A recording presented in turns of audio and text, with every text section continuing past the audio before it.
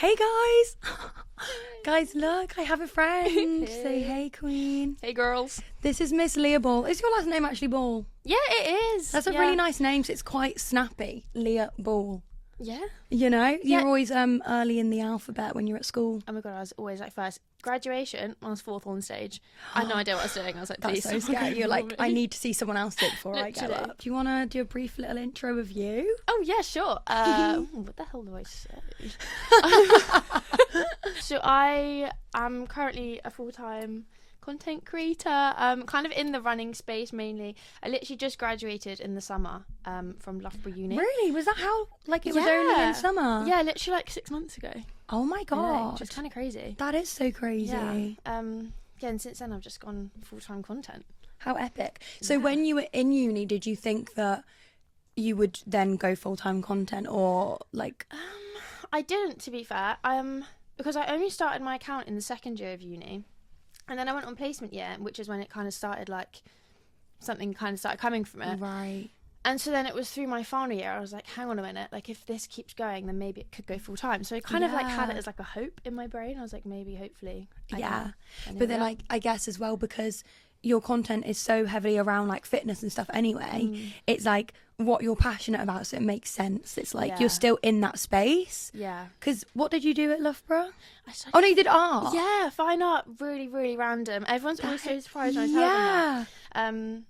But honestly, I think you showed me before some of your like pieces, and you're a really talented queen. Thanks so much.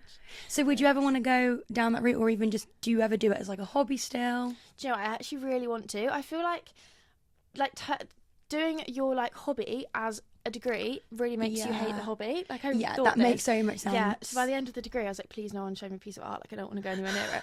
But like over Christmas and that, I was literally thinking maybe I should start again. Kind of do like a little creative project. That would be fun. so good. So what is a creative project? I've got this one plan. I want to make a medal stand. So obviously I've got all of my medals from the races. And beforehand, I just kind of had them displayed on like a clothes rail. Which is fun. Just wherever you can sort of get them. Yeah. And then I thought maybe I should make it more creative and like have a canvas and then like make a thing. That's a really fun idea. You should so do that. But then would you fun. be able to add to it or not if you made that? Hopefully. I need to work out the logistics. Yeah. But I You would should want so to. do that. Yeah, it would be really fun. See, I would have thought that was more like DT, like design technology. Yeah. Rather than art, but is that actually classed as what art would be at like school or uni? Yeah, it's so bizarre actually because when you do art at school, it's so like you have a picture, you draw the picture, and it has to be like as close to the picture as possible. Yeah. But then you go to uni and they don't want to see anything that resembles anything. It's really strange. They like try and like drill it out of you. Like really creative and just like your work only. Yeah, it has to be something kind of like unique and random and like kind of the weirder the better, they always think. That's so cool. I know, so it was like quite a like a turnaround, and a lot of people do a foundation year before, which I didn't do. Right. I just did a gap year. Yeah. As you should. Yeah, I love that. And in foundation they kind of teach you, they try and like unteach you A level. Right, which is so bizarre because obviously like you go to A level, you do A levels in art to like improve your knowledge on whatever it is you're studying. Yeah. So then you're like, oh, I'm getting so good at doing it this way. I know. To then go to uni, then you're like, oh wait, I need to unlearn that and kind of do it a different way. It was really confusing. Like in first year they'd like make you draw blindfolded and like with a stick and like get a mop. Like they were like, oh my we don't want to God. see. And then you'd like draw like a pretty picture and they were like, I don't want to see this. And you're like, oh. You're joking. Yeah. So what, they just really wanted you to just like get in your flow of like what feels good. That's Yeah, so cool. I know. It was really cool, but it was a bit of a I don't know. It took me probably 3 years to get used to the idea. And then you'd finish. Yeah, Brilliant. Literally, I got it kind of in the last month, and I was like, oh, okay. I see what you're I've already submitted everything now. Yeah. Great. So what's your kind of favourite art to work on? Like what's your favourite thing to do in the art space? Really good question. Thanks. I feel like historically I've just loved I loved pencil drawings, like just doing like pencil drawing, but obviously then I wasn't allowed to do that at uni, so then I had to kind of like go a bit, and I think just like paint but not like a painting, if you know what I mean. What do you mean? Like more abstract, not like like designs and like patterns. Yeah, I think maybe. so. And I love doing like photo editing and kind of like manipulating photos and doing like online pieces. So then I was kind of like creating these digital competitions and then printing them onto canvas and like painting over them, which I was getting into like a good flow of doing because I feel like I love things when they're like quick. Yeah.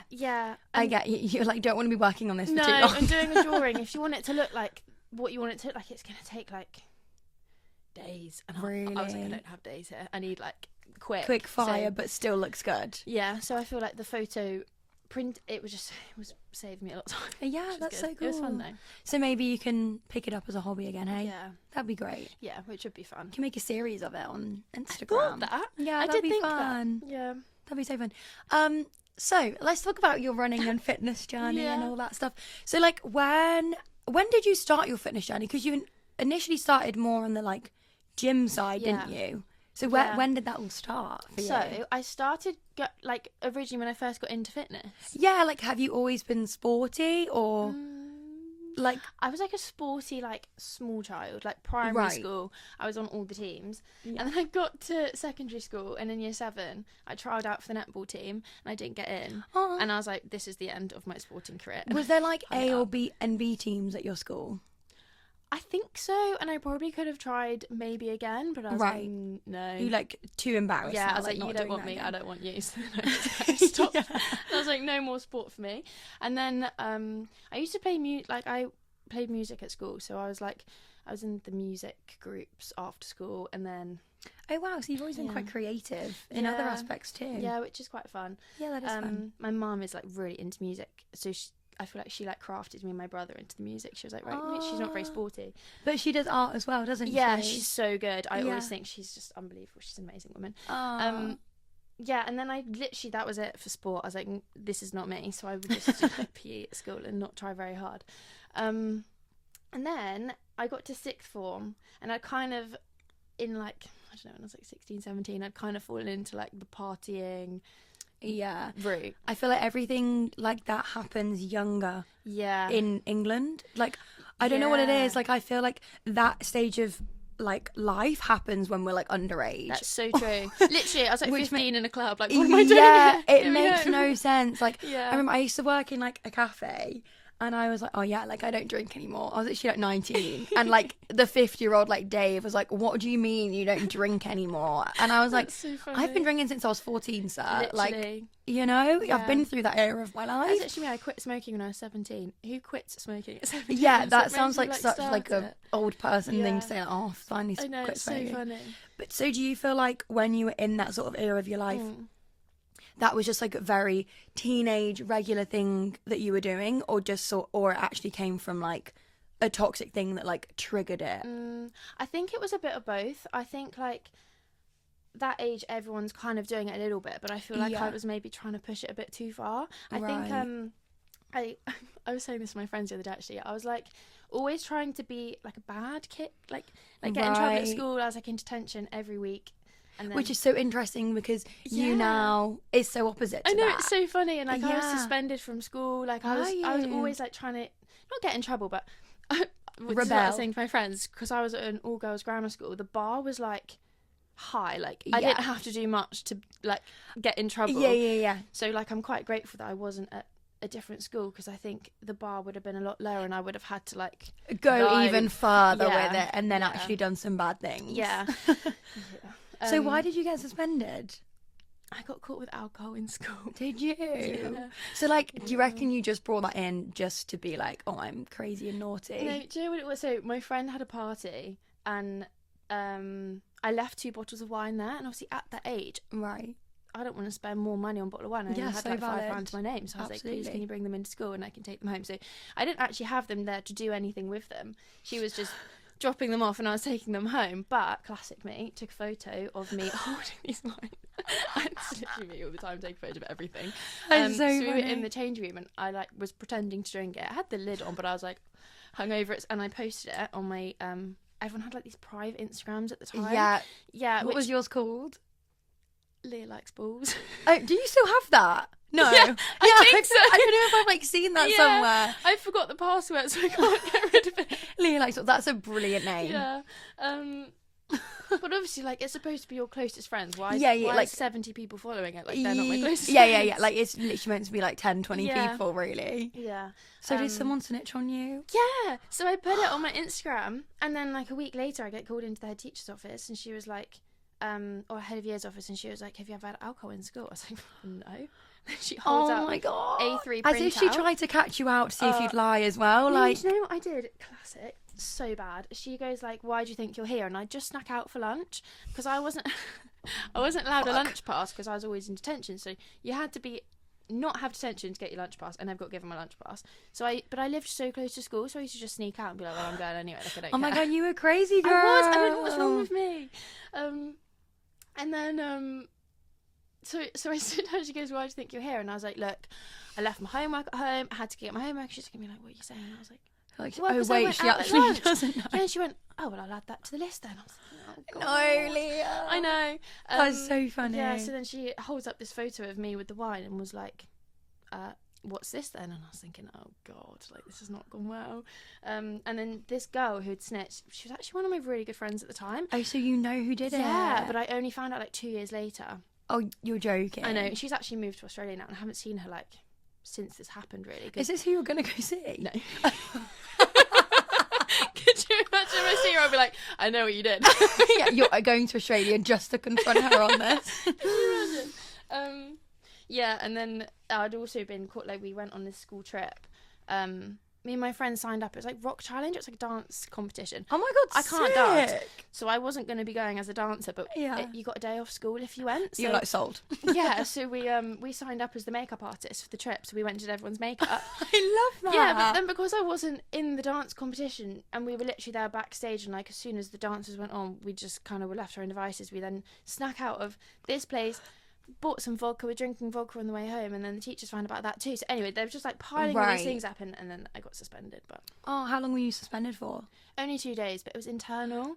What does that mean? It means that, well, because I thought it would be quite fun if I got sent home for 2 days. Like, I'd love that, but instead I had to sit on this little tiny desk outside the head like teacher's isolation office. almost. Yeah, and like at break and lunchtime when they took you to the canteen to get your food, I had to be escorted by staff. So Like you're in prison. Literally, it was so embarrassing, and you weren't allowed to look at anyone or speak to anyone. So if your friends are in the canteen and you like tried to speak, they'd be like, "Don't you even think about it?" That's so interesting because like, don't you actually think that's crazy? Like as a school, that's the punishment for you like having alcohol or whatever.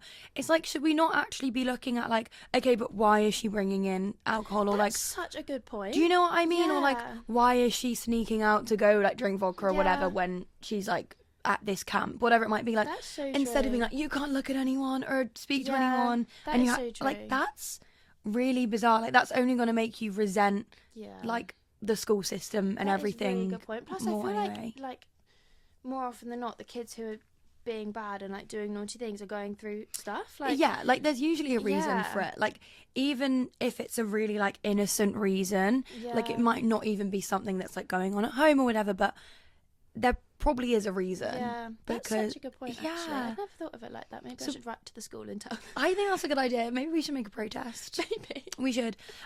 So why do you feel like you were like that as like a younger you, and then now you're so like golden retriever? I literally went full 360.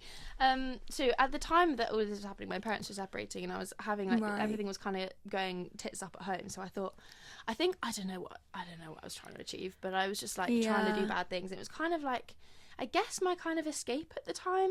Yeah, it's like I'm just gonna like break the rules because Yeah. I can. Yeah, and it was I don't know. I felt like I was like making my own rules, which Yeah. was the wrong rules.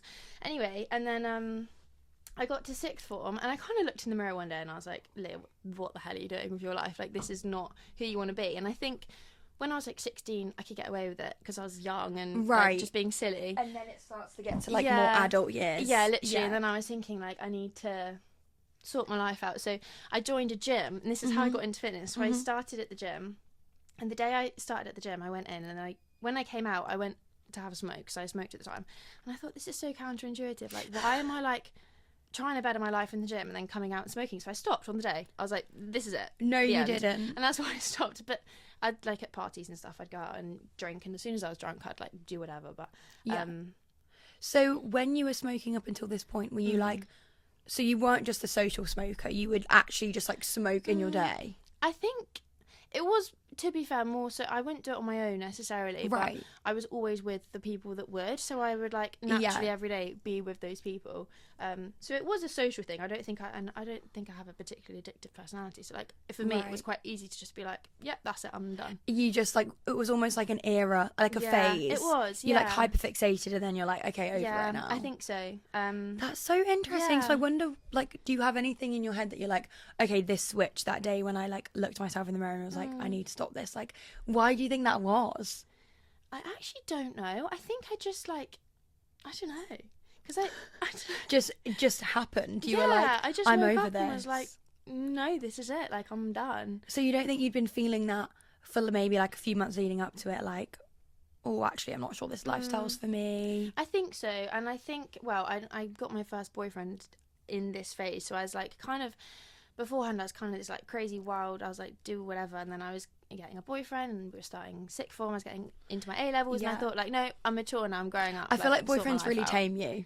Yeah. Boyfriends really do, but like in a good way, unless it's not in a good way, but like I feel like when you go through that phase of your life, it's like, because you're just like, oh, I'm just going to be with my friends all the time, whatever. Yeah. And then you start to like prioritise one specific person. Then you're like, oh, actually, it's really nice, actually just relaxing and chilling, and I don't have to go out and do all this to have fun. That's so true. And my brother, he's always been like, he's 2 years older than me, and he's so smart, like the smartest person I know. He studied physics at Oxford Uni. Oh my God. So as I'm going into my A levels, he's in his first year of Oxford. Right. And I think looking at him, I was like, I think I need to quite the contrast. Yeah, I was thinking, no, I don't want to be the disappointment child. So I was like, sort yourself out.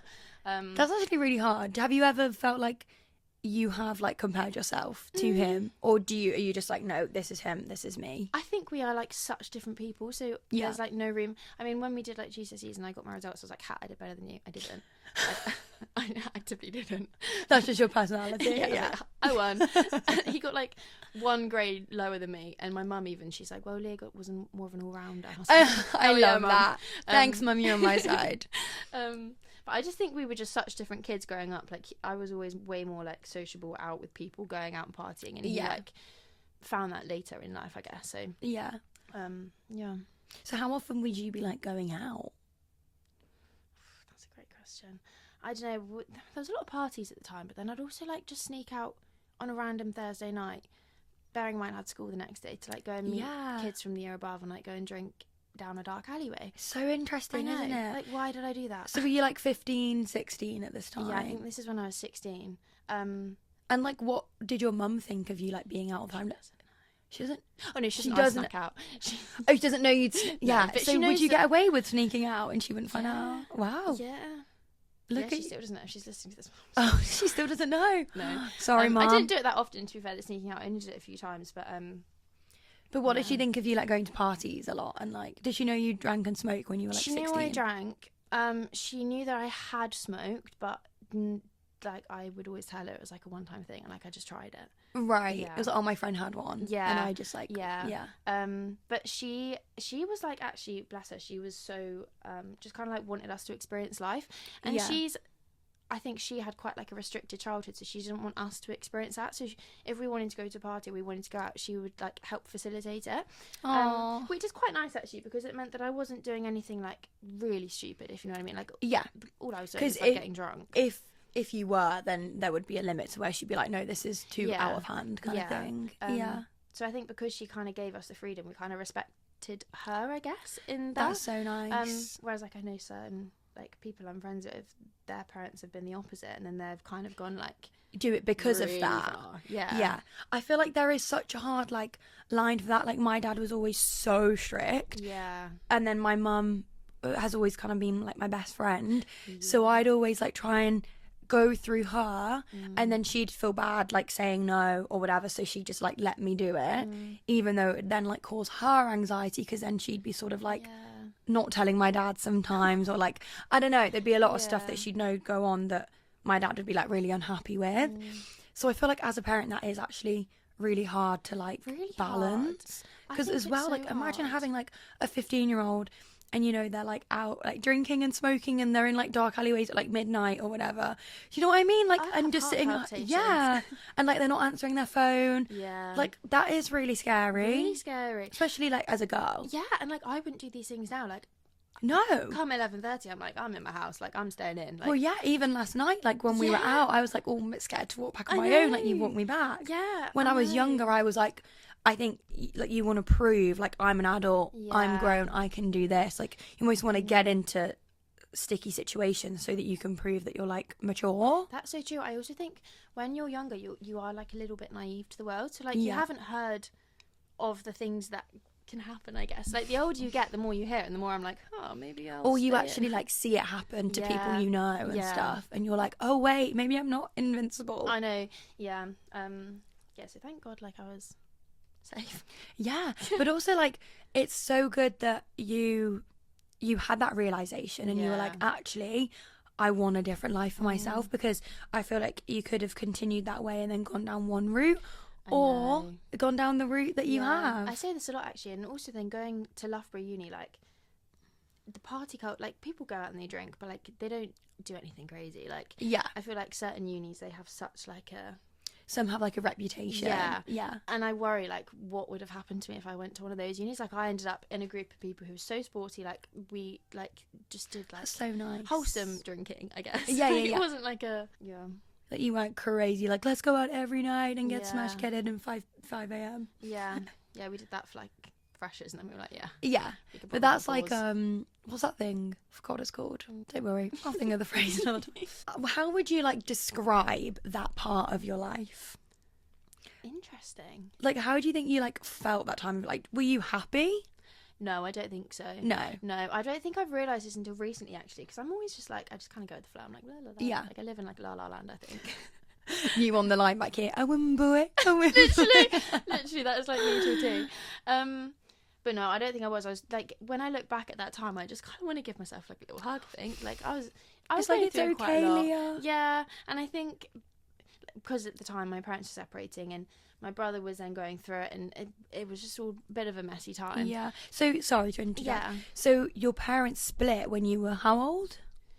16. Yeah, which is like a really difficult time to go through that, because obviously a lot of people have their parents split when they're like really young, which then is really difficult because then you grow up having that like split household, but then when you're 16 you're like fully aware of what's going on, so that must have been really difficult. And I think because at this point, like, because me, my mum and my brother, we've always been like so close, because my dad's always lived abroad, like my whole life he's been abroad. What about when they were together? He was still abroad. It's a very bizarre relationship. Basically they met at work, they're both architects, and then he like was, when I was like young, he worked in London, and then his business got like an offer to head up some like projects in Moscow in Russia. So he was like, cool, I'm gonna go do that. And we were like, yeah, fun, exciting. So he'd go like once a week. Oh, okay. And then he would come home once a fortnight, and then it would be like coming home once every 6 months, and then it was like coming home like twice a year. And this is why my mum then got to the point, and she was like, this is ridiculous. This isn't like attainable for like a were they married? Yeah for like a marriage. That's insane. I know. And he'd like proposed to her, saying like, why don't we go out there with him? And mum was like, I don't want my kids growing up in Russia, like I want them in England. So she kind of hit him with an ultimatum when I was in this, like when I was 16. She said like, look, you either come back or I'm leaving you. And so then he didn't come back. That's so brave of her to do that. I don't think she necessarily I don't think she wanted to, but no, of course, in an ideal world, I guess he'd be living in England, and she wouldn't have had to make that decision. But I guess it was the right decision. 100% the right decision. Like and we found out so much drama from him like later down the line, but it was definitely the right decision. She's so much better off now. Like it's really nice, and she's kind of like, because he was like the breadwinner, I guess, at the time, and she was just with me and my brother. She didn't have any freedom, I don't think. Right. So it's been so nice. On him. Watching her kind of like discover herself again, I guess, which has been really nice. And she's got such a lovely boyfriend, and he's lovely. So that's so sweet. So how do you feel like your relationship is with your dad, considering you've grown up with him like not being around as much? He's like a pen pal. A pen pal. So like how often do you message or do you call? Not really. We called on Christmas morning, like to say Happy Christmas, or like my birthday. He'd probably give me a call. I don't know. We text like once a month, Yeah, just like a check-in. Yeah. I was watching a film the other day, and someone was like, "Oh yeah, my dad's like my uncle," and I was like, "This is literally how I feel. Like he's like." I don't know, like when he comes back to England every now and again, and my boyfriend's met him, and he said that it's like, you know, like an old school friend that you like meet up and you like have a catch up and you kind of like talk about the cliff notes of life. You talk about what's happened in your last year. Yeah, it's like that kind of relationship, which is kind of strange, but it is, and it is really sad. But I guess like that's your normal. Yeah, which is so hard for probably like most people to like comprehend that like you have pretty much only had like a mum figure in your life, like because yes, you have your dad here and you can speak to him, but that's so different to them. He's not in your life essentially. And I think my brother found it not hard, but I think because my brother's older than me, I think he kind of assumed like a not a fatherly role, but I think he like wanted to kind of step in as that kind of role model to me, which was lovely. But he then, when I was obviously partying and going through all of this stuff, I was at an all-girls school, and then across the road was the all-boys school, which he was at. So he'd be like in the playground, and all of the boys in my year would be like, "Oh, guess what your sister did this weekend?" So then he'd come home and like tell my mum, and then I'd be in trouble. And then like, he'd feel really protective and like that figure for you. Oh my god! So how do you genuinely feel like inside, like you're fine with it, or like does it ever make you sad, or not anymore? Or I go through like it does and it doesn't. Like I'm so used to the situation. I kind of have to explain this to my mum sometimes because I feel like the situation is worse for her because this sounds really bad, but like she had that relationship with him before, whereas like we never did. Like he's our dad and we love him. Yeah, but he's not like, I don't know, he's never been in the house much. Like it's like I feel like I'm a little bit more removed from it, but every now and again, you know, it does. It comes, and then how do you deal with it if it does come up? Do you like run? Really? Is that your answer? Yeah. That's so interesting. Would you say running is your like the way you deal with most things? Yeah, I think so. I'm really bad at like if I don't know, like if I feel sad or like stressed or anything, I go on a run. Like I don't really have emotions. I'm like, no thank you, so I just run instead, and by the end of the run I'm happy. So I'm like, well, it does make such a difference, like moving your body in general, but then also like a lot of the time it'll be outdoors, which is just so nice, and it's just like time away. Like when you're moving, you're not thinking about stuff as intently, are you? Yeah. It's such a nice like as well. So I think if you're like sat in your house and you're thinking about things, you can just spiral so hard. Whereas like if you're out on a run, I feel like you like think about it, you process it, you get to a conclusion, then you come home and you're like, oh, cool. That's so good that you found a way that like works for you with that stuff. Oh, I'm sorry about your dad. Oh yeah, it's fine. You're like on a journey. Yeah, it sounds like it, Queen. So when did you last see each other? He was back. When was he back? He was back earlier this year. He's come back twice this year, actually. It's kind of like dramas when he comes back because we found out, this is the tea of my life. Okay. We found out when I was in my gap year, so 3 years after they separated, that he has a child in Russia. Oh my god, yeah, I remember you telling me this. And the kid's 6.5 when we found out. So 3 years before my mum left him, the child was born. So we were like, something's not gone right here. Does that ever make you like resent him or? It does, like, for my mum's sake, if you know what I mean. Like, for me and my brother, we're kind of in the same thing, I think. Like, we just think, like, it is what it is. Like, whereas I don't like that he did that to my mum. Yeah. But what is so nice is how close you and your mum are. Yeah. And I think it's brought us really close. And that's so nice. And I feel like I hate to be like, oh, everything happens for a reason. But sometimes, like, when bad things happen in my life, obviously I'll never be able to, like, relate to that. But sometimes I'm like, okay, but because of that, I do have this like good thing in my life, and so true. It is good to focus on the positives when there are things like that. And it sounds like that's what you do. Yeah, and I think it's made me like so, like what's the word? Like little like daily things just do not faze me. I'm like, that's so good. Yeah, which is really good. I've been seeing a therapist like to try and uncover the whole situation, and he said like you've come out the other end of it like really like resilient and like independent, and I was like, hell yeah. You're like, thank you. Yeah, I was like, hell yeah. Say it again. Yeah, sorry, just again.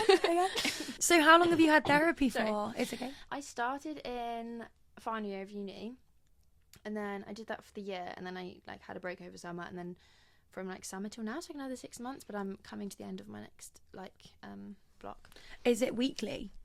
Yeah, it is now. It used to be bi-weekly. I changed person though, so I was seeing like a person at uni, and then I found a new person. I see a man, which is how interesting is that? I know. Do you do it like in real life or on like a call? In real life. Yeah. Do you think you'd prefer that to on a call? Yeah, I think so. Yeah. On a call, I'm like, ew. Yeah, it's just different in real life. Yeah. And you can have like human connection. Yeah. And so, how come you changed people? I think because I wanted to do it in person, so I needed someone closer to me. Oh well, so now that you've moved to London, is that person back home for you? Yeah, I've been going home loads because I had to because I like blocked book this like 10-week block thing. So every Monday I've been going home. I'm like, hey. So are you gonna how long does it take you to get home? Like from my flat, probably like hour 40 door to door, so it's actually not too bad. Okay, not too bad. Can you talk about your therapy journey? Yeah. What made you first of all want to start it, and then like, was it what you expected? Like, has it helped you? Yeah. So I started. I feel like because of all these things that happened when I was growing up, and I never deal with things, I just kind of like put them in a box and put them to the back of my brain, and I'm like, this is not a me problem. I'm like something happens, I'm like, cool. How like move on. You strike me as that type of person. Yeah, like because you're so laid back. Yeah, you're just like, okay, whatever. Yeah, I'm like shit happens, you know. We just move on. Anyway, but it was getting to the point where like, so I was on my placement year and I was living alone, and I feel like you have a lot of time on your own with your own thoughts when you're living alone. And I think I started thinking about things. I was thinking, oh my god, this is like, what is going on? Yeah, and like, why is this coming up? Yeah, and I had a friend at work who went to therapy, and he like spoke to me about it, and I was like, absolutely not, no, like this is not for me, like I don't talk about things like anti-therapy. I don't want to do it. Yeah. And he said to me, he was like, right, well, that's your choice, but he was kind of saying it gets to a point where you can only like put away so many things, and then you like you kind of reach your capacity, and then it's too much. Yeah, and he was like, he was just kind of saying he didn't want me to end up in a place where I was gonna get to that point. Yeah. Oh, that's really which was thoughtful. really nice. He's such a lovely guy. Do you still have him in your life? No, not really. Oh, that's a shame. Yeah, because he was like an hour 40 away from where I live, so, and he was very much like a work friend, but oh, okay. He was such a sweet guy. He sounds great. Yeah, he was a really nice guy. And then I got back with my boyfriend, and he kind of said to me, he was like, right, I think it's time. Yeah. Oh god. It's like, okay, right, this is my true sign. I need to do something now. Yeah, and I think, bless him, he like there's only so much he can do as well. So like I'd go to him to talk to him about things, and the poor boy, he was like, I don't know what the hell you want me to say here. Yeah. It's also different hearing it from someone that you're in a relationship with, because like it's easier to get frustrated with them, or like I don't know, if it's like you've already told them something before and then you don't feel like they're understanding you, or like whatever it might be. Having it from a therapist is just always going to be different. It is, yeah. And I feel like so my boyfriend, he's come from like quite like the, if you like outlined what like your perfect family would look like, it's his family, like everyone's so happy, they're all like fit, healthy, together, like just really nice family unit, which is like lovely for him. But it means that like he's come from that background, I've come from my like weird background, and so I feel like struggles maybe to understand, which is why then I thought speaking to someone outside would be useful. 100%. Yeah, so I found someone literally that day, and I was like, okay, fine. And I started with this lady, and I think she kind of had to open my eyes to the idea of it, because I was not anti it, but because I don't struggle with my mental health. I've never have, luckily. So I thought, like, I don't think it's for me, because day to day, I'm happy as Larry. Like, I just get on with my life. I'm like fine. So she would like give me these like questionnaires and things. She was like, right, we need to check your like mental state at the start. And I was reading all the questions. I was thinking, well, this isn't me. So now I was thinking, like, do I even need to be here? I was like, and then you feel like you're not valid to have therapy. Yeah, that's or what something. I was thinking. And anyway, so I think this lady, maybe because I didn't really read the descriptions of the people, I just like looked at whose face I think I'd like to speak to. So I was like, yeah, who seems friendly? I reckon I'll get on with her. Which is why I booked her. And that was so funny. Yeah, I love and that. she was really sweet, and I think she definitely helped me like start the talking, which is that's good. The first step, I feel like. And then we got to the end of uni, and I thought like maybe we just weren't the right fit, because I think she was maybe more geared up to help people who do struggle with their mental health. So her tactics and stuff just didn't really work for me. You just weren't as aligned. Yeah. And a lot of people say you need to go through lots of therapists. Yeah. Like I think I've tried like 3. I haven't worked with any of them. Yeah, really. And then it feels overwhelming to then do another one because I'm like, I don't want to have to go through all my stuff again. Like that's very overwhelming. But maybe in the future, because I do want to find someone that I can check in with. Yeah.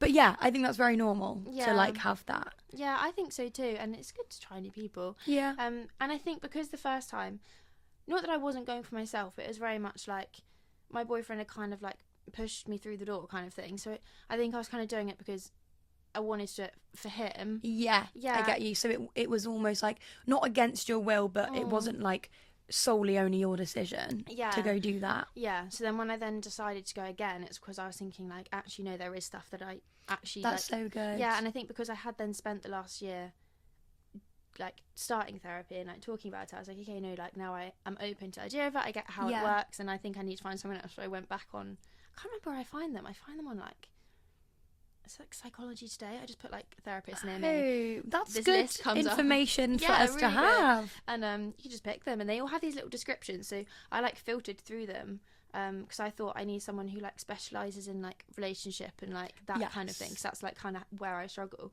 So yeah, and then I was looking through, and this guy came up, and I was thinking, a male. Yeah, and I was like, not ordinarily, what's the word?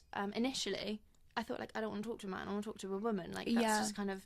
And then I thought I have so many girlfriends in my life who I can talk to. I have my mum, who I'm so close with, and I can talk to her about anything. And then I thought, apart from my boyfriend, I don't really have like, and he doesn't want to hear it half the time. So I thought maybe a male perspective would actually be quite useful for me and what I need. Yeah, and actually.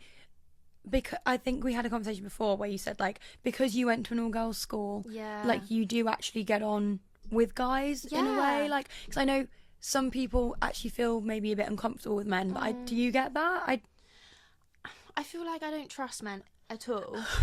But sorry to all the males out there. No offense, guys, I don't trust them, but I feel like I get on like if there's like a room of people and there's like a group of girls and a group of guys, I feel like I'll maybe.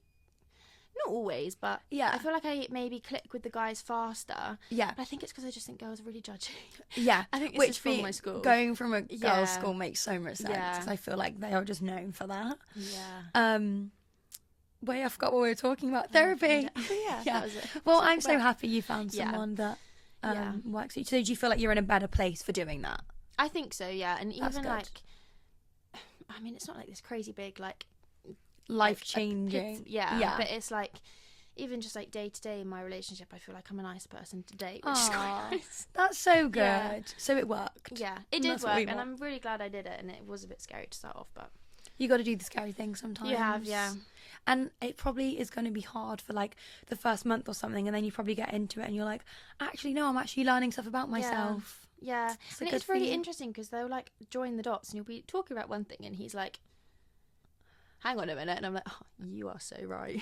You're like, wait, why didn't I think of that? I've known all this knowledge my whole life. So it is really, I think it is useful. I can't believe we've talked about all this without my questions. I know. We're just going. I feel like we're both just like such wafflers. We could just keep going for hours.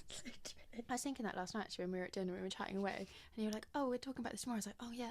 Like me and one of the girls I lived with at uni, we used to run a couple races together, so we had this half marathon planned, and we were thinking of topics we could talk about on the half marathon. So then she was avoiding me the whole week before. She's like, I don't want to talk to you because I want to talk to you at the half marathon. I was like, so true. That is so funny. I always do that. Like sometimes I meet my friend and we're like, right, we're going to do like 3 hours of co-working in silence, like locking in, and then we're gonna like have a catch up, go back to one of ours for like 3 hours, and then like she keeps talking throughout the co-work and I'm like, stop talking. And I'm like, I feel so bad saying like don't talk, but I'm like, we said we're gonna have designated catch up time. That's so funny. But it is so funny, like I think that's such a thing. Or like, do you know something about me, say for example if I'm meeting someone for like lunch or dinner and we've met like, I don't know, at the train station, we're gonna like walk there, I feel like I can't talk till we've sat down. So true. Isn't that so covering weird? your topics on the walk and you sit down and you're like, yes. I'm like, oh wait, actually no, I'll save that until we sat down. So like you got to talk about really like baseline stuff on the walk and then dive in when you're sat down. Like got to be sat down and comfy. Let's talk about running, girly. Yes, because I feel like running is a huge part of your life. Huge part. So Actually, I feel like my first question was yeah. about this. We segued. 40 minutes later, we're back here. Hasn't we been talking 42 minutes? Have we actually? That's felt like 10 minutes to I me. thought we'd be going for 5. Yeah. So yeah, you started by going to the gym. Yes. And why did you start going to the gym? Literally just because I wanted to, like, I just decided I needed to do something with my Just life. because I did? Yeah, I was like, this is a good option for me. So I started going. I had absolutely no idea what I was doing when I first went. I'd like do like an ab workout and then go home and be Did you go with friends or on your own? Yeah, I had there was 2 different friends I'd go with, so I'd like go with one and then I'd go with the other next day. So I was in like quite a good routine, and my friendship group at uni, we'd all kind of found it at the same time, I think. So like everyone was like starting the gym. That's good. Yeah, which was quite good. And then I had a stroke. Yeah. After this year. So how old were you when you had your stroke? 17. Which is insane. Yeah, it was kind of crazy. Because you kind of naturally, I feel like you assume it's for like older people. I thought this, which meant even I think the people in the hospital thought the same thing, and everyone was completely confused what was going on. It took them like 5.5 hours to work out what was going on. We were all like, oh my god, that must have been really scary for you. It was quite scary, to be fair. But so when you say you had a stroke, like how did that like show up for you? So I was getting ready for school in the morning, and I was just like walking across my room, and you know when you feel lightheaded? Yeah. It was like that, but like on steroids. It was like that, but like crazy. I looked down and I had 3 arms, and I was like waving my arm around. There was like 3 hands, and I was like, what's going on? Oh my god. I like felt so completely dizzy, so I sat down, and I thought I was there for like 5 minutes, but it seems I was there for about 40 minutes maybe. Right. My friend phones me because I was now late for school, so she was like, Leah, where are you? Like, I'm waiting outside. And I tried to speak, and literally gobbledygook is coming out. So nothing had been like this leading up to it? No, literally nothing. This was just random, out of the blue. Random. Oh my god. And yes, then I couldn't speak, so I end the call because I was like, what the hell? Like, try again. Yeah. So I start typing. I'm typing absolute gibberish. And I can read that it's gibberish, and like I know what I'm trying to say. Right. But it's coming out completely wrong. Yeah, it was so weird.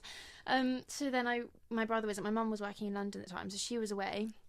So I ran downstairs and woke my brother up. But the poor boy was deathly hungover this morning. He'd just been out for the night. He probably had like 3 hours sleep, and I wake him up, bawling my eyes out at this point because I had no idea what was going on. I was like, what that's happening? really terrifying. Yeah, I was so confused.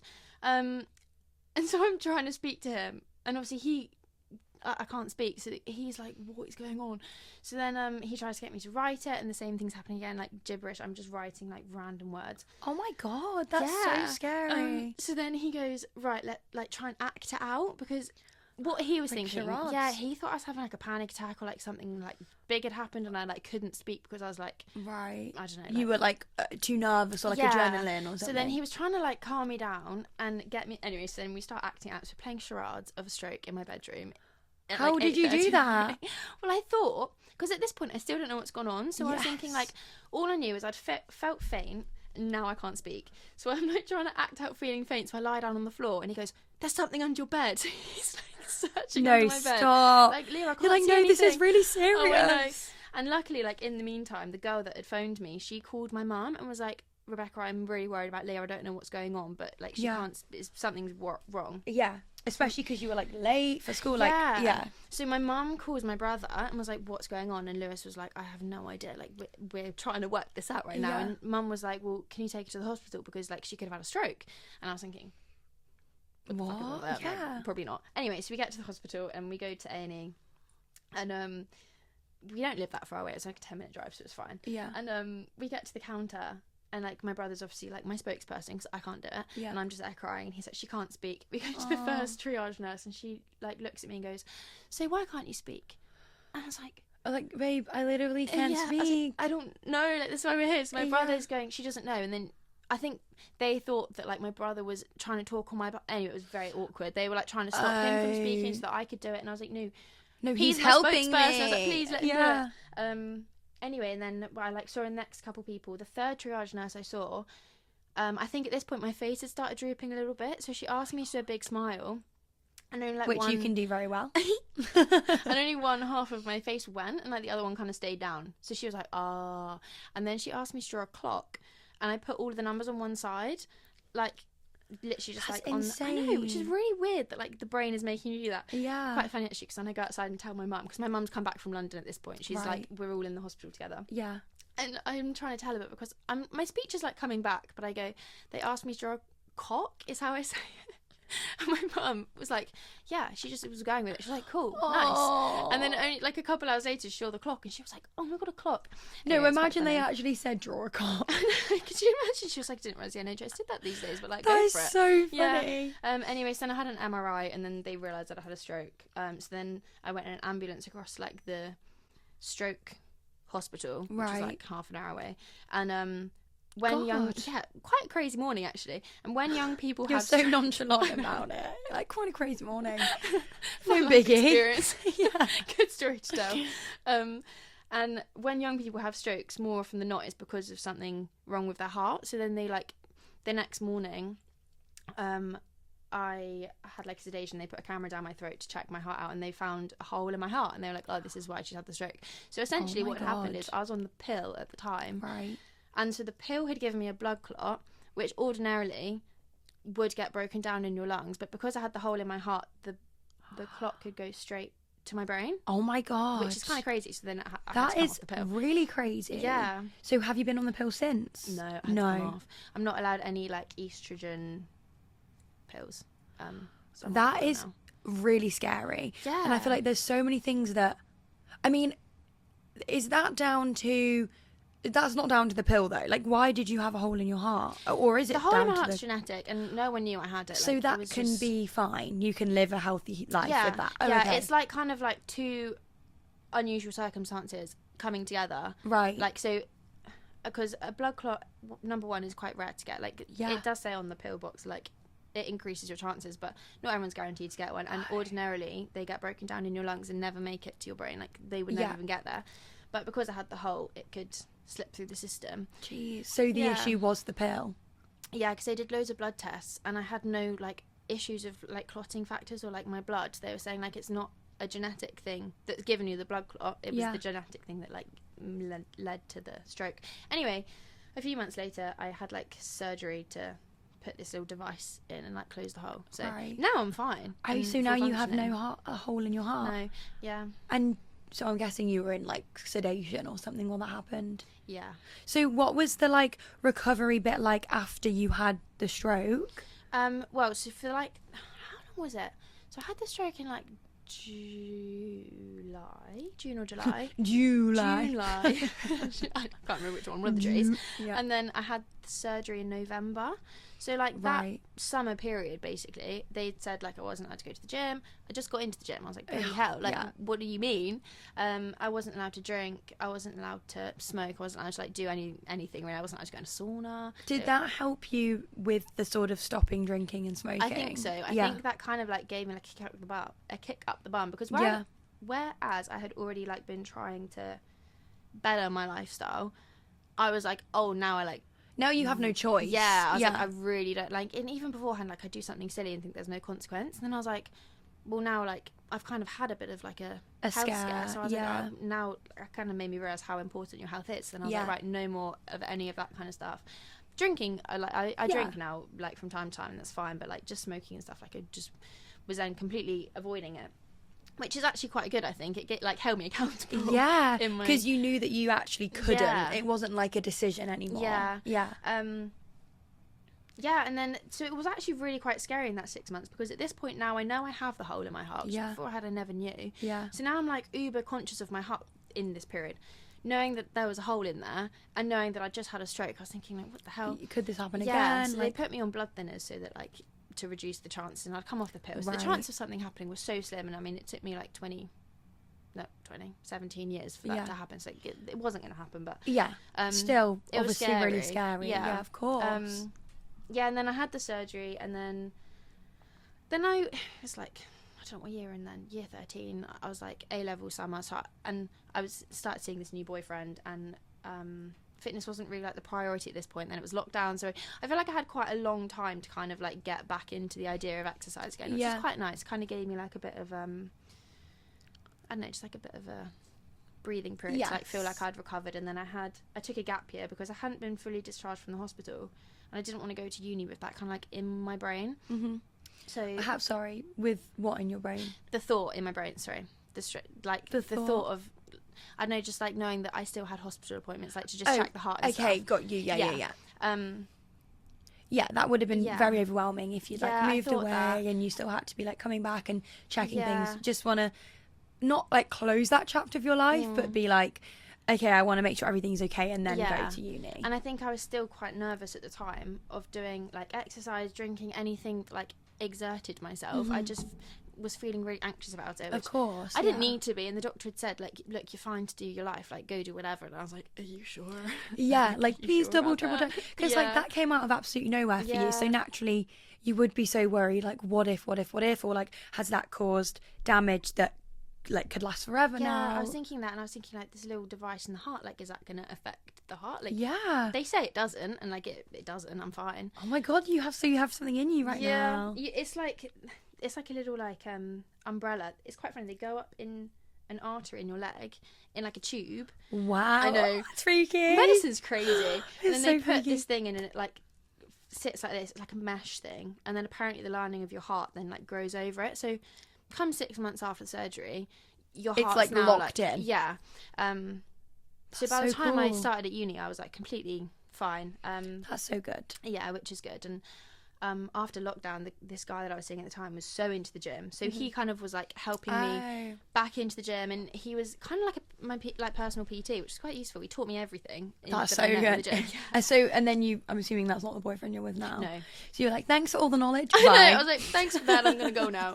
So yeah, we broke up just before I went to uni. I just wanted a fresh start. So yeah, and then we went to uni. And first year, classic, I got like back into the drinking, but this is such a tangent. Sorry, I keep going off on a tangent. No, I love it. I love the stories. This is perfect. This is great. This is what we need. So I make these videos a lot online that is like post-party lifestyle and like finding fitness after like that kind of partying thing. And all of the videos I have of it is me as a fresher. Right. So I think people think it's like the natural progression of first year to final year, which everyone has. Like everyone in first year is partying loads, and then by the time you get to final year, you're not doing that anymore. You've grown out of it. Yeah. But I'm at, like, when I make the videos, I'm referring to like my teenage self. So you're like 16, yeah, 17. because it's like whereas in freshers I was drinking a lot and like I was being unhealthy. It was like, I don't know, like not in a wholesome way, but like it was more in a way of just like what you do when you go to uni. Yeah, it was like, just like fun, like.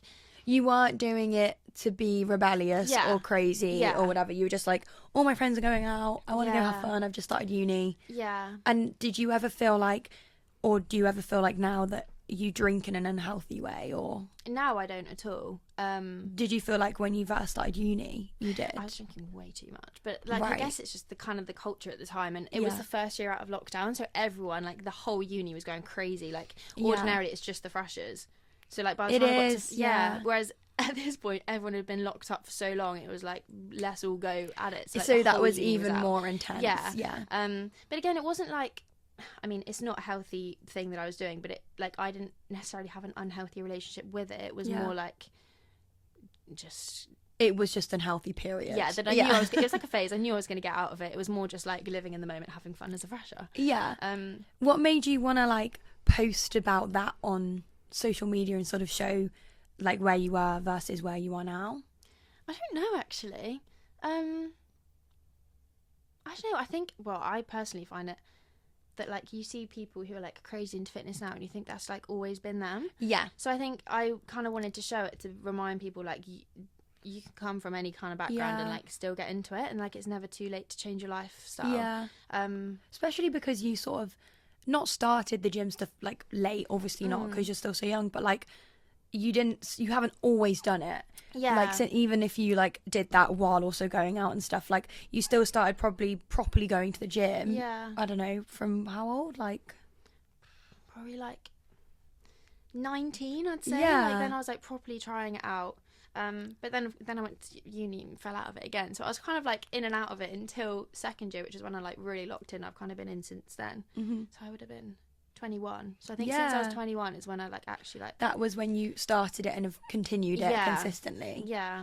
Yeah. So then second year, I was like getting really into the gym, and I was so locked in with the gym at this point. I was really good. And this is when I started my account. Right. I so thought, what made? Yeah, go on. What made you want to start it? I think at Loughborough everyone has them, like just kind of like little like fun fitness accounts. It's literally just like to track your progress, like post a gym photo. Like no one takes them like crazy seriously, but everyone seems to have them. Right. So that was purely. Did you ever do it thinking, oh, I want to like grow a following? Not really. I had like there was a girl on my course who had made a fitness account, and it was going quite well for her. And she didn't have like tons and tons of followers, but she was like getting free stuff from Gymshark, and I was like, I want free stuff from Gymshark. That's so fun. Yeah. I spent so much money on Gymshark at the time. I was like, yeah, excellent. Let me just try it out, see what happens. And I just loved it so much. I had like. Back in lockdown, I had a YouTube channel that I didn't really do anything with, but I like used to make videos, and I loved making videos so much, and it never came to anything. I just did it as a hobby. Oh, that's so nice. You've always been quite like passionate about it anyway. Yeah, so I think it kind of like brought that back.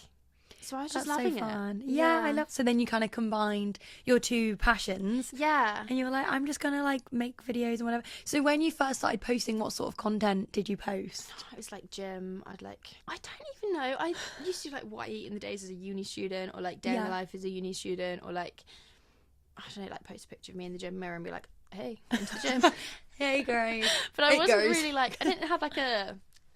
It was very much gym, but like I didn't have like a niche, I guess. I was just kind of like just doing it. And then one of my housemates wanted to do the local park run, and I hated running at the time. I was like, absolutely not, no. Like not coming, no. Yeah, I played lacrosse at uni, so that was like as much running as I wanted to do. Yeah. Anyway, she convinced me. Like we went as a house, and she's like uber competitive, good at every sport, every game. Like she's just so like good at all of these things. Yeah. And I beat her in the run, and I've never beat this girl in anything. And like, have you not ran in like years up to this point? No, I'd never really been. I'd done like a couple like in COVID, but not like a proper run. That's insane. Yeah, but I feel like I had a base level of fitness from my lacrosse training, like playing at uni, and also going to the gym. Yeah, so I had like, it's not like I started from like complete nothing, but yeah, and I got back at the start, and everyone I think was just as surprised as I was. Like the boys that came with us, they were like, "Leah, I'm so surprised you beat her." I was like, "No, same." I was like, "You're telling me." You were like, "Wait, I'm actually kind of a runner girl," and I was like, "This is my calling." Yeah, I was like, "This is me." That's so funny. Yeah. So you literally was like, "Oh, I don't want to go to the park run." Ended up going. Yeah. It was actually speedier than what you ever would have thought. And did you find it easier than you thought? I think so, because when I went, I was like, I'm just going to go. I did not care how long it was going to take me. I was like, I just need to get from A to B. Like, that's fine. Because also 5K, right? Like, that's kind of far for an absolute beginner. It really is. For running. I think at the time I had no concept of distance or anything, so I was just like, I'm just going to go, it's fine. I literally didn't even think about it. No idea. This is classic me, just walk into a situation, I'm like, yeah, I'm here now. Yeah, let's just see what happens. Yeah. But yeah, no, I loved it. It was really fun. And then we'd like go and do the park run, like go on a little 3K or like a little jog, and then go and get brunch after. So it was always like the brunch and the coffee after that. It was like our motivation to get out the door. Yeah, it's like if there's brunch included, then you'll be there. Yeah, and, love that. Yeah, probably once or twice a week. Like we weren't, and if we missed a couple of weeks, we weren't taking it seriously. It was just like a fun little like a social activity. Thing. Yeah. And this was like midway through second year. So then I started posting about running. Again, not really seriously at this point. I was just like doing whenever. It's another string to your bow. Yeah. Is that what they call it? Yeah. Yeah. And then it was placement year, so I moved away for the year. I like moved down to Kent and had this little flat on my own, which was so fun. And I remember thinking like the whole time, it was really fun. I loved it so much. And I kept saying, during final year, I was like, oh, when I go on placement, like that's when the fitness account's gonna like do its thing. What, like boom? Yeah, and I was like manifesting it to happen, I guess. Just like, I wasn't even thinking like, I hope it happens. I was like, oh, yeah, it will just happen that year. There was no way it wouldn't. That's insane. I know. So how many followers did you have for the first like year of your account? How long have you been doing it? That's a pretty good question. Maths. Started it in what year? Second year. January of second year. January of placement year. It's January now. 4 years. That can't be right. 4 years. Oh no, you don't count 3 the first year. Yeah. This is going to be coming into third year. My third year. Yeah, that's insane, girl. So how many followers did you have in like your first year? When I started my placement year, I had like 700. Yeah. So what did it like go from, and like did you have like a viral video? Yeah. Did you? Yeah, but it went really badly actually. It's like a note, nobody do this. What? So I kept seeing, like, you know, like Mia Green and like the big, Yes. like those kind of gym girls. They're posting these glute pumps, and they were getting all the girls in the comments like, "Oh my god, Queen, how the fuck did you do this? Like, I want to do this." And I was like, "This is perfect. I'm gonna do that." I'm gonna get my booty out. So I did, and I did a glute pump from like before and after my glute workout. Loads of men. Yeah. 2 million views, and I went from 700 followers to 18k. So like it was a massive. So you're thinking, oh my god, all these followers. Then you look at who it is, and you're like, brilliant. Yeah. I looked at the ratio, went from like 70% female to 70% men, and I was like, But like, I don't think people understand as a like creator how frustrating that is. I know, it's so annoying. It's like, this is for the girlies. I know. And then like even like if I ever wanted to then try and like work with a brand at the time, they would look at my stats and be like, no thanks. Got all like, these men. Yeah. Like, no. And they were all creepy. Like there was some of them probably like nice guys, like our age, like just nice people. Yes, but majority. The ones in the DMs were not nice people. I was like, go away. No, honestly, girl, I'm just gonna like put in a little story here. So, oh yeah, basically, my Instagram is attached to Facebook. Okay. And so whenever I post on Instagram, it posts it on Facebook too. And basically, I've always had like I don't know, like 50 followers on Facebook. Like, I don't even think about it. It just goes up on there. Anyway, I posted one last week, which was an ad for Boo Avenue. Yeah. And it went up on my Facebook. Anyway, it's ended up getting like over 2 million views on Facebook, right? And I started getting all these random numbers phoning me on WhatsApp. And they were like from random countries. And I was like, oh my God, who are these people? No. And then I looked at like the message I was getting from these people, and it was like, hi, I'm from India. Like, I found you on Facebook. I love your body. Like, I've now got like, I've got like 11k followers on Facebook now, and they are all just these men, and I have scrolls and scrolls and scrolls of messages and phone calls from these weirdo. Phone calls is crazy. How did they get your number? Well, for some reason, I mean, people can now go find my number. Actually, yeah. But for some reason, there's an option to click call now on my Facebook, and I've gone through everything. ChatGPT cannot help me. I've gone through everything on my Instagram, Facebook, WhatsApp to try and remove my phone number off there, and it won't remove it. So I've literally got these random people, like guys, messaging me every day, and I hate it. Oh my God. I have to go through and block them all, and it takes me so long. It's so frustrating. But yeah, sometimes it just hits the wrong audience. It does. It's the worst thing, because then it like spirals when it hits that audience, and it just like keeps going, and you're like, no, please stop. And you're like, do I delete the video? Yeah. Because you don't want to keep getting this audience, but then also you don't want to delete it because it's done really well. I know. It's weird. Yeah. And I don't think I realised, to be fair, at the time, I don't think I like realised the problem I was making for myself here. So I was like just seeing the number going up, and I was like, oh well, hey, like this is exciting, like cool, keep this going, is keep working. Going. Yeah. And then it was only like 3 days later when I realised, and I was like, oh shit, like this is not going well. Yeah, this isn't the girlies I was hoping for. Yeah, so then since then I was like, right, aggressively female content only. Yeah. No more butt cheeks. I know, which is so annoying. I know, really annoying. Because you're right, there are gym girlies that always get the, like, Mia Green is a prime example. She is insane. I bet her percentage is like 96% female. Like, I bet. Yeah, and I'd seen her and I was like, she gets it. Like, this works. And because I was so into the gym, I was like, this is my calling. And then I was like, oh no, it's not my calling. Take it back. So then once you had that, like, how did you then grow from like 18k to like where you are now? Like, just being consistent? Or I think so, yeah. So when I was on my placement year, I was posting every single day, like pretty much without fail, which I was quite proud. I had nothing else to do. I had no life. This is all I did for my time. I'd like go to the gym before work, go to the office, I'd be editing on my lunch break, editing like in my coffee break. I'd sit in the car. I had a bit of an unhealthy relationship with the gym in my placement year, because I'd just be there like all day, every day.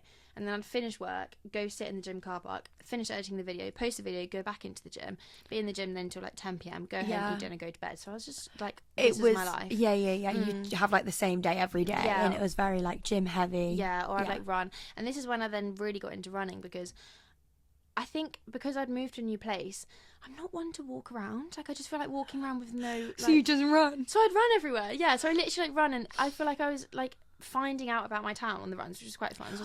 Running is so much better because it just makes everything so much quicker. I know. Yeah, and I was just loving it. Like, I was really getting into it.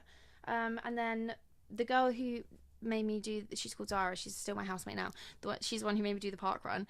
she then decided that we should all do, well, her and another one of our housemates, Laura, booked London Landmarks half marathon, and I was like, cool, I'm going to do it too. So then I had something to train for, so I was like, it helps so much that you had other people doing it too, which was fun. And we didn't do it together, but we did the day together, but not the actual race together.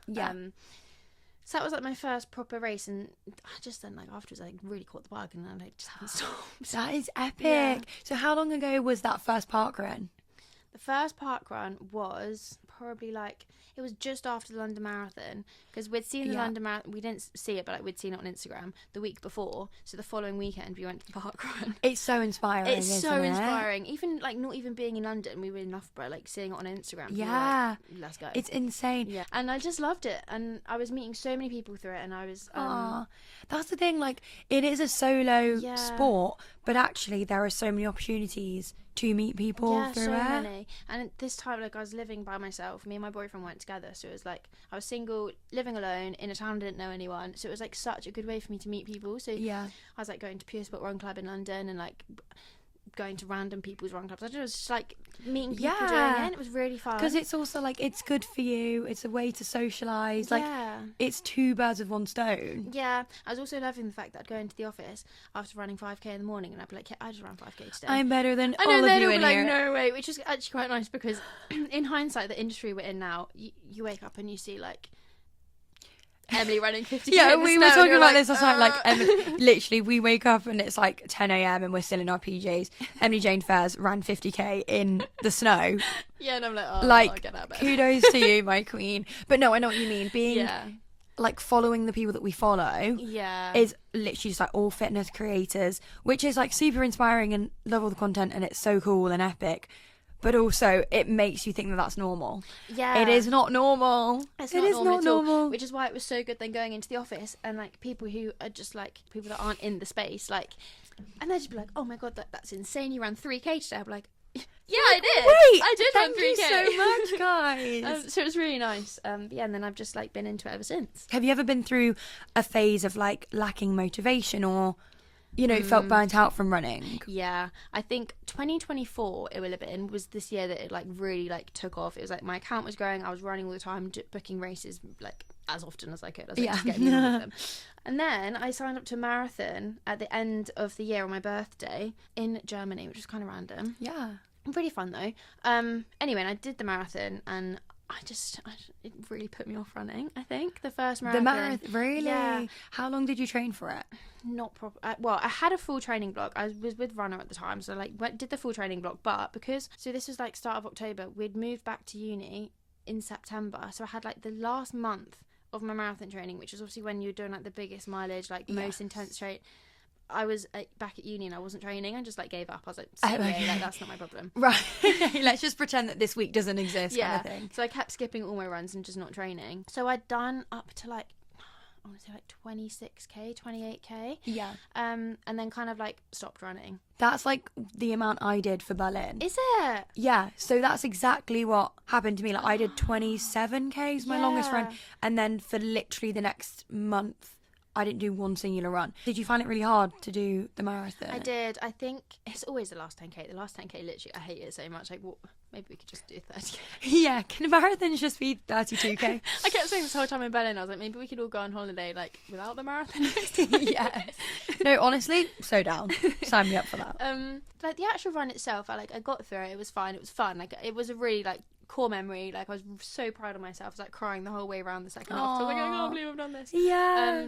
Such a rewarding thing. It is such a rewarding thing. I was so proud of myself. But I think coming off of it, like I'd just done a really big training block. I'd come from a year where I was literally like in the gym all day, every day, running all the time, and I'd just gone back to uni. I was now playing lacrosse, and I was like, oh my God, like, this You're a busy is girl. too much going on. Yeah, and I think I kind of had a little bit of a crash. This is when I started seeing my therapist, because I was like, I've crashed. Like, the crash is here. At least you're being someone help proactive. me. Yeah, and this is then final year, which I've just come out of. So when I like went into final year, I just did a post on it the other day, like, completely did not like running. I was like, I don't want to do this anymore. Yeah. I wanted to, but I needed to like kind of fall in love with it again. Take some time. Yeah. So how did you do that? How did you fall back in love with running? So I just took the pressure off, like completely took it off. Didn't book myself any races. I started hosting run clubs at uni, so fun, which was really fun.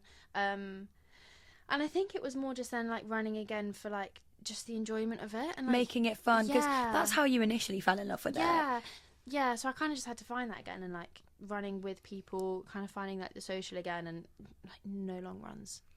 Yes. I did not want to do the long runs. Don't want to put that pressure on yourself. No.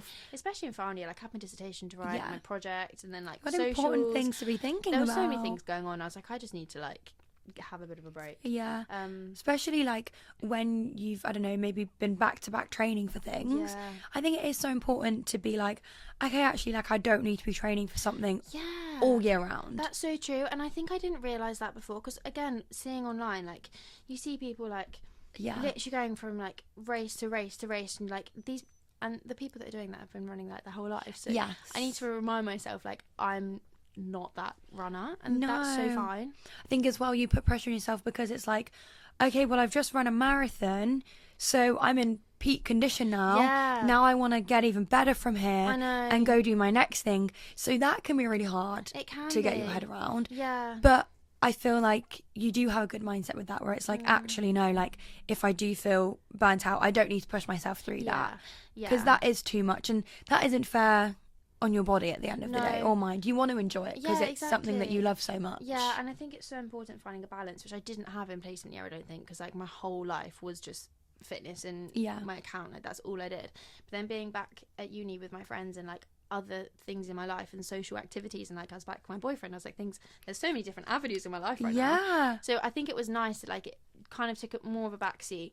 I like just had fun, like just like went and had fun, which is very nice. And I booked like a couple of races, but like for no time pressure, like just to go and enjoy them and have fun and like do it with my friends. Yeah, and it was really nice. And then over summer, I like completely took the summer off. I did like 5 runs over summer. Like, that's lovely. Yeah, which was so great. And I went on a holiday loads of times. Just, like, went on my holiday. I know. I was literally like living your best post-grad, life. like do whatever we can do. Because then it does help get the spark back for it, doesn't it? Then when it makes you like itch to do it again. That's what, literally. And then runner said, like, do you want to do Berlin? And I was like, yeah, perfect timing. I do. Yeah, which is where me and Leah like first properly met. Yeah. And I mean, so how many you've done 2 marathons now? Yeah, so Berlin was my second, and you've got Manchester in April, right? And so how did you find Berlin? Obviously, I already know, but it was literally, I'm not even saying, I keep saying to people, it was like the best weekend of my life. It was the best so weekend. Fun. The trip, I mean, the marathon for me was quite the experience, but the trip. I always forget this actually. People say, how was Berlin? I'm like, oh my God, it was the best time ever. They're like, really? I'm like, sorry, I forgot you meaning the race. I'm talking about the weekend. I always do this. I'm like, yeah, it was really fun. Get the marathon. Yeah, literally. Like, I forgot I even did that. No, the trip was literally insane. Like, I want to relive it this second. It was just the best group of people ever. I feel like everyone was like so nice. They were. Yeah. Really good group of people. Runner really picked well. Really picked well. Yeah. But the actual race. The actual race. You know, the marathon that we went there to do. I mean, it was so hot that day. Like, it was hard. It was pretty rough. It was rough. Didn't you, like, throw up? I was... Or thinking you were going... I was just, like, behind every single tree of the last 10K. So I was, like, up to the half point, I was literally, like, loving life. I feel like the start, when we were all, like, at the start, I was that was so fun. I was, like, on an adrenaline rush. I was on cloud 9. I was like, whoa. Yeah, because we all, like, were in the start pen together. How do you feel about Manchester Marathon? I'm excited. Oh yeah, this is what I'm going to say after Berlin. I was just so motivated. I feel like I had lost my motivation before Berlin. Actually, I've seen this from you. Yeah. You've been like freaking hardcore. I have.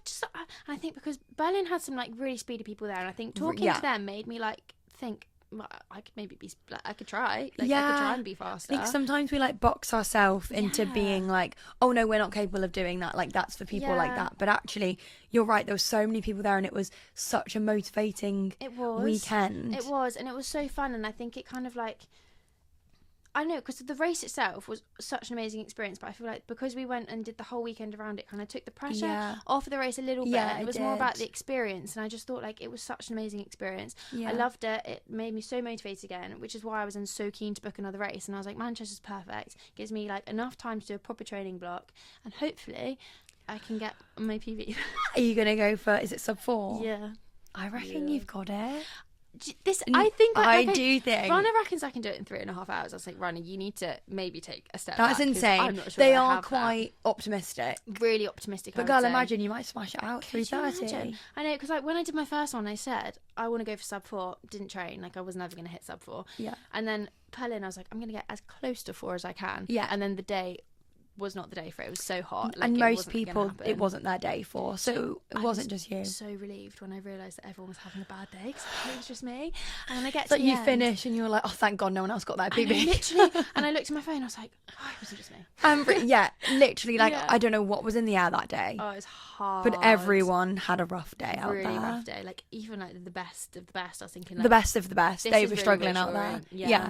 Any other big running goals for this year? I've got quite a few races booked actually. I've got a Yeah. trail half at the end of the month in New Zealand, which is really quite exciting. I'm really excited for She you says for it's this. coming out on Tuesday. Yes. I'm going to be flying this day. Oh my God. Wish her luck. Right. Good luck, Leah. So I'm doing that, and then I've got London landmarks the weekend before Manchester Marathon, which is a little bit Oh, wow. silly. That's but, like, also interesting. quite fun. Yeah, which is really fun because it was the first like proper half I ever did. That's a Yeah. really full circle moment. It's really full circle moment. I'm doing it with a charity called Different Strokes, which is quite fun. That is so Yeah. fun. So did you get that opportunity through them? Yeah. Oh, how nice Yeah. is that? Which is really nice, and I did it with them the first time I did it. Oh, So like wow. with they've reached out again, I need to start fundraising for it. I haven't done that yet. Yeah, guys, That's a future. go fundraise, all right? It's a really important cause, and I feel like Yeah. it's actually not spoken about that No, much. it's not. But yeah, so I'm excited for that, and then I've got High Rocks doubles, but that's just for fun. Like we're just going for High Rocks fun. doubles. Who are you doing that with? Zara, the one Oh who my I live with, God. the one who started the whole running journey. Have you ever done a High Rocks? I did another doubles, like a month after my first marathon. How did you find So it? humbling. It's the hardest thing in the world. It's so hard. Yeah, I think I was like I was like, yeah, this is gonna be alright. Like Like it's 8K, fine. no I biggie. know, and I literally, I'm not even kidding. I lost hearing in one of my ears the whole time. Yeah. My eyes couldn't Ooh, see shivering. anything. I was actually running around like, where am I? It's the most insane thing. Yeah. Like after pushing that sled push, then having to go run a kilometre.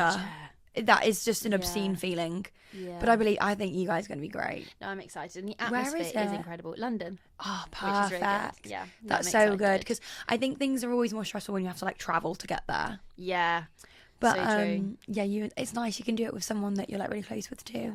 But yeah, with the Excited. London landmarks, Yeah. I feel like that's so interesting. You're literally doing it like a weekend before I know. you're full. I don't actually realise. But I feel like your volume on your legs will be so high anyway. Like you'll be Yeah. so used to high amount of running that hopefully that will literally just feel like a 10K. Hopefully. Do you know what I mean? Like Yeah, no, that's so true actually. And I thought I'm not going to do it for like a time. I'm just going to go for fun. Yeah, Yeah. which is going to be quite a nice little like I guess cool off before Manchester, which I'm going to try and go like Full send. yeah. Oh my God, I'm so excited for you, Queenie. Thanks, Queen. Oh, your life story is amazing. Yeah, quite a lot of twists and turns. You've had quite the life Do you know, everyone used to say at to your me at ripe school, old age. they used to say that my life could be like a reality TV show. They were like, Oh, it'd be 100%. something new happening every week. I was like, yeah. I'd watch that. I would tune in. My God, girly. Well, you know what's been so nice? Learning all about you. I've learned so much about you today. I know. I love it. Look at us. Also, guys, we went to a dance class last night. Oh my God, we did. It was so much fun. It was so much fun. It was so much rogue. fun. I literally booked it like a few days before and I was going to go on my own. And then I just messaged, I think like the girls were just messaging in the group chat because we have a group chat with me, Leah and Lydia, which is also so fun because we made that group from like Berlin. I know, it's really nice. Just so fun. It's really nice. And then where did you make that group chat? Why did we make that? Is it because we now all live in London? I think so. I think it is. Yeah, because I was coming into London. We were did gonna go ice skating, but where did that come from? I have no idea. I think it's probably because I don't know. I don't know, I London. think maybe I was coming into London and I was like, hey, I'm in London. Like, does anyone want to do anything? Maybe, yeah. Yeah, because I had a meeting in the morning. Yes, And with I the was gonna- management. Are you with that management, by the way? No. It's just because I'm going away. I said, like, can we just put a pause? Right. Yeah. Yeah, I'm put a going pin in it. Solo right now. Okay, Yeah. that's okay. Yeah. So yeah, dance class last night, and Liz and Leah both came, and it was hilarious. It was so fun. Like, the hardest part for me is remembering it. I'm literally at the back, like, trying my best to keep up. Literally same. You can see in the video the whole time I'm just watching the woman like a hawk. Like every time she Yeah. does something, I'm like, I'm very behind, and then I'm missing like 4 of the moves because I'm like, my memory's so bad. Like, how are they all remembering that? I was thinking this, and then we'd learn a new bit, and she'd be like, right from the top. I'm like, shit, what do we do before? From the top? Like, someone remind me how we started this. Yes. And it's like, and it was when we turned up, and she goes, this week it's sexy. I was like, I know. Well, like sexy. Literally, us 3 all were like, we are the least sexy people ever. It was so funny. It was so good. It was so good. And bless, I was actually really scared because I was saying just before we started, actually, because I just think in my head, dancers are like kind of judgy, scary. Like, you turn up and they're going to be like, you can't do this. Yeah, like, you can't sit with us. I know, but they were so nice. They were she was so so sweet. cute. The lady She was leading lovely. the class. It was just really, really fun. Really good vibes. Really good vibes. And then we finished with a waggers. Just perfection. Hell yeah. It was the perfect evening ever. Ever. It was the perfect evening ever. It was so good. I loved it. Well, thanks so much for coming having on the me. pod. It's been so fun. I hope you guys enjoyed the episode. Oh, something we do on here is a self-love challenge every week. So I wondered if you wanted to, if there's anything you want to set for the week for the guys out there. Let me have a think. It can literally, like, I'll give you a couple of examples we've done. Like, one week we did compliment like a stranger. Another week it was like cute. Dance on your own in your room to music. Oh, that's really fun. Maybe sing on a live mic. Every day. No, do you know, I used to do this that actually. Is a self-love challenge, I did this thing at the end, or like at some random point of the day, I'd be like, something that made me happy today is, and it would literally be like, my coffee this morning made me, like, it would be the smallest little things, and it just like, you could be having the worst day ever, and you think of one little thing that's made you happy, keeps you grateful. Suddenly your day's great again. So that's so nice. That's a fun one. Instead of going to bed being like, oh, this went wrong, it's like, well, what actually was really nice today? Yeah. That's a self-love challenge, guys.